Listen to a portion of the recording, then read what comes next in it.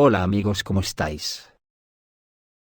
En una prolongación de los dos vídeos anteriores, hay que decir que en un artículo que sale hoy en la prensa rusa, se viene a decir sin tapujos que no habrá negociaciones de paz entre Rusia y la OTAN sobre Ucrania. Es más simple todavía, por muchas bayonetas y armas que la OTAN haya puesto en los países limítrofes con Rusia, y por muchas armas que entreguen a Ucrania. La única negociación que contempla Rusia es la capitulación total de Ucrania. Al parecer Rusia ya ha puesto una condición, la rendición incondicional, no un acuerdo. Así lo dan a entender en un artículo del periódico ruso mpsh.ru, fechado, el 5 de enero de 2025, Rusia ya ha puesto una condición, la rendición incondicional, dice el artículo de MPSH, que reproduzco a continuación. Los miles de millones de euros y dólares gastados, no salvaron a los gigantes del pensamiento ucraniano de la desgracia militar y política.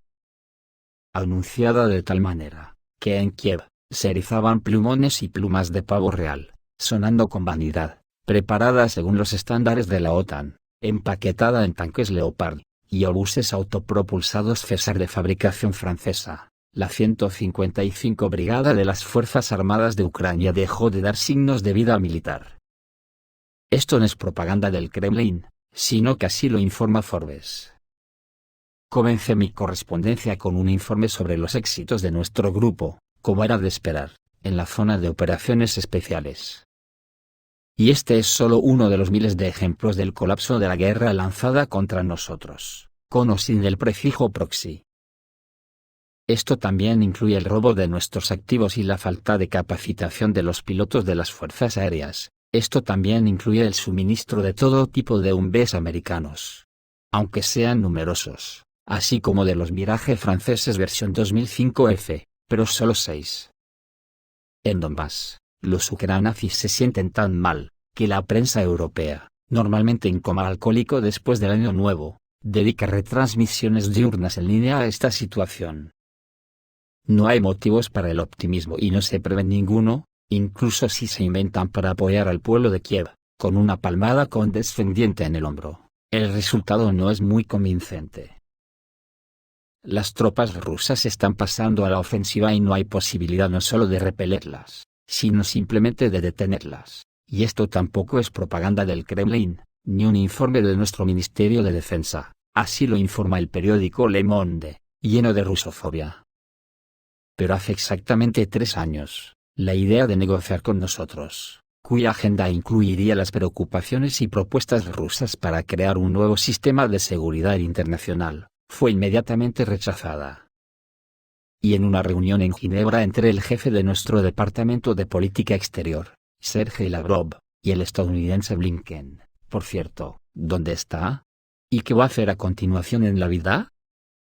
Y en Moscú, cuando el embajador Yon Sullivan dijo algo ahí, al llegar a la plaza Smolenskaya, también me gustaría aclarar dónde está hoy este Sullivan. La desaparición de los personajes que ordenaron luchar contra nosotros, y lo pagaron con las vidas de otros. El Estado Mayor ruso informó en diciembre que las pérdidas de las Fuerzas Armadas de Ucrania durante el Distrito Militar del Norte superaron a las 900.000 personas, es la norma de comportamiento político para los euroatlantistas de la OTAN. Esto también incluye a Boris Johnson con su buen cabello, así como a Olaf Scholz con su apoyo incondicional a Ucrania, y a Macron, que se esconde de sus votantes, que acaba de besar a Zelensky en los dientes. Todas estas figuras y sus asociados que prepararon memorandos y resúmenes no quisieron leernos, vernos ni escucharnos. Por orden suya, fuimos claramente demonizados en la esfera pública. También dieron instrucciones sobre el desarrollo y la introducción de sanciones infernales contra nosotros. El artículo sigue diciendo, han pasado 3 años, y Blinken y Biden han desaparecido o están a punto de desaparecer, pasando a la historia, y el mismo destino le espera a Scholz. Johnson se ha reentrenado como un blogger de pueblo, pero viviendo no de sus propios pensamientos, sino del dinero de los contribuyentes. Macron prolonga su mandato presidencial, tras haber perdido los restos de la confianza francesa, en el Palacio del Elíseo. Se esperaba que los limpiadores vinieran para aquellos que crearon la crisis geopolítica en Europa, y nos dijeron que estaban dispuestos a ofrecer un trato, ¿Qué? ¿Qué ofrecen? Sí, señor, un trato.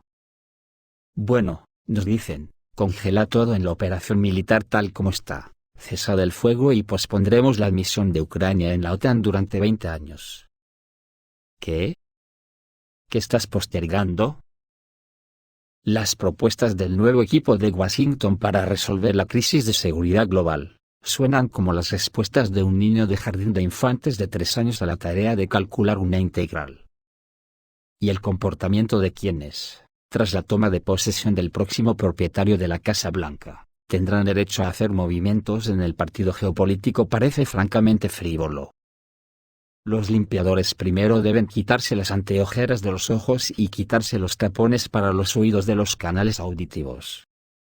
Escuchar nuestro desacuerdo claramente articulado con las propuestas de los occidentales. No es menos importante para los occidentales ver, y finalmente aceptar el simple silogismo de que las posiciones negociadoras rusas son, y no serán determinadas por ellos, ni en las oficinas, ni en los márgenes, ni en los pasillos, ni en las salas de conferencias. Las posiciones negociadoras, las nuestras, las determinan hoy nuestros soldados, nuestros oficiales, nuestros comandantes, nuestro Ministerio de Defensa y nuestro Estado Mayor. Son estas personas, conocidas y desconocidas, pero cada una de ellas es un héroe para nosotros, quienes delinean nuestras posiciones en la discusión futura con mayor precisión que cualquier brújula, y de manera más convincente que cualquier diplomático, a lo que nunca nos hemos rendido, todavía no nos rendimos y no nos rendiremos. Y no es con nosotros, sino con ellos, los llamados políticos desaparecen en la eternidad, por temor a la responsabilidad. Es su palabra, no la nuestra, la que es un verdadero gorrión, se le puede atrapar, pero aún así está lleno de mentiras y subterfugios. Occidente no solo ha perdido su credibilidad, ha resultado ser una bancarrota banal, incapaz de asumir la responsabilidad de sus acciones ni de pagar sus propias cuentas. Y cuando se dominen estas habilidades primarias, en las que nos amenazaban con sanciones, derrotas y destrucción, llegará el momento del diálogo. Calma. Con plena conciencia de quién es el ganador, y quién el perdedor en este enfrentamiento. ¿Quién pone las condiciones? ¿Y quién estará obligado a capitular incondicionalmente? Hasta aquí, amigos, este importante artículo en la prensa rusa, que creo que esclarece definitivamente cómo terminaría esta guerra y en qué términos, salvo que la OTAN capitule de marcha atrás, y se incorpore a trabajar por el futuro de la humanidad sin castas burguesas. En el vídeo anterior ya hemos visto cómo el ejército ruso ha comenzado el año 2025. ¿Tienes visos de que Donald Trump tenga algo que ofrecer a Rusia? Pues bien, la OTAN, en vez de intentar apaciguar los ánimos para evitar un cataclismo mundial, como ya dijimos el otro día, exige a Zelensky que baje la edad de reclutamiento a 18 años para tener más carne de cañón como municiones vivientes, a falta de las otras. Y esta misma mañana las Fuerzas Armadas de Ucrania versus OTAN han lanzado una ofensiva contra Kursk en la carretera de Suza. La ofensiva de las Fuerzas Armadas de Ucrania a lo largo de la carretera de Sucia a Kursk en dirección a Bolshoi Soldatskoye fue detenida, en las afueras de la Granja Verdín. Según el Ministerio de Defensa ruso, las Fuerzas Armadas de Ucrania comenzaron a atacar el 5 de enero a las 9 de la mañana. Se eligió la dirección Bolshoi-Soldatskoye para el ataque debido a que el pueblo está situado en la ruta principal de Suza a Kursk y a la central nuclear de Kursk. Es decir, la tarea militar de Kiev es ampliar la cabeza de puente en esa dirección estratégica. Las tácticas son las mismas. Se mueven por las carreteras y utilizan activamente la guerra electrónica. Fuentes ucranianas informaron que en la ofensiva participaron 6 brigadas de las Fuerzas Armadas de Ucrania, pero según el Ministerio de Defensa ruso, el grupo de asalto estaba formado por 2 tanques, vehículos de limpieza y 12 vehículos blindados de combate con tropas de desembarco. La artillería y la aviación del grupo de tropas norte derrotaron al grupo de asalto de las Fuerzas Armadas de Ucrania. 2 tanques, un vehículo de limpieza y 7 vehículos blindados de combate fueron destruidos. La operación para destruir unidades de las Fuerzas Armadas de Ucrania continúa, informa el Ministerio de Defensa ruso en Telegram. Los blogueros rusos escriben que después de las 14 horas comenzó el segundo ataque de las Fuerzas Armadas de Ucrania. El grupo AIDA publica en Telegram imágenes de la destrucción de vehículos blindados de las Fuerzas Armadas de Ucrania, hasta 6 unidades, mediante drones ópticos FPV. No hay confirmación de la información de que las Fuerzas Armadas de Ucrania lograron tomar parte de la recién recuperada aldea de Cherkasy Poretnoye. Los corresponsales militares también informaron sobre la ofensiva de las Fuerzas Armadas de Ucrania en el flanco derecho ruso hacia Darino, cerca de la frontera de la región de Sumy, y hacia la recientemente liberada Novoivanovka, así como hacia la frontera con Tiotkino.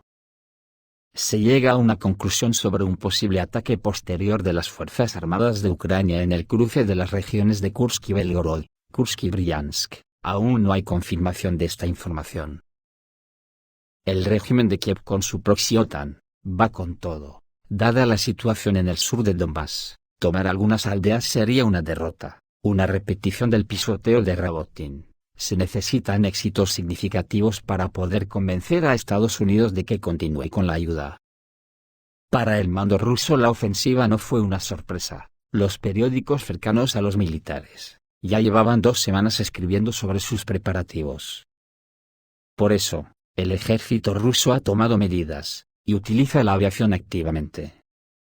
Otro movimiento fueron los contraataques, que comenzaron de inmediato. Una dirección es un ataque en la zona de Ruski Poret y Himalaya Lopnia en el flanco ucraniano, así como en dirección a la frontera con Ucrania que ingresa a la región de Sumy, así lo informan fuentes ucranianas. Algunos analistas rusos llevan mucho tiempo promoviendo la idea de que en el medio caldero de Kursk, cerca de Suza, las fuerzas armadas rusas están triturando las mejores reservas del enemigo. Y Kiev está demostrando una total falta de preparación para una solución política al conflicto militar. Es increíble cómo ha comenzado el año 2025, y si hacemos bola la imaginación y nos imaginamos que esta incursión de la OTAN y Ucrania en territorio ruso solo es el preludio, para que la OTAN se lance a tumba abierta contra Rusia desde todas las fronteras de los Bálticos, Finlandia, Polonia etc. ¿Qué creéis vosotros que pasaría? Esto es todo amigos, reciban un saludo.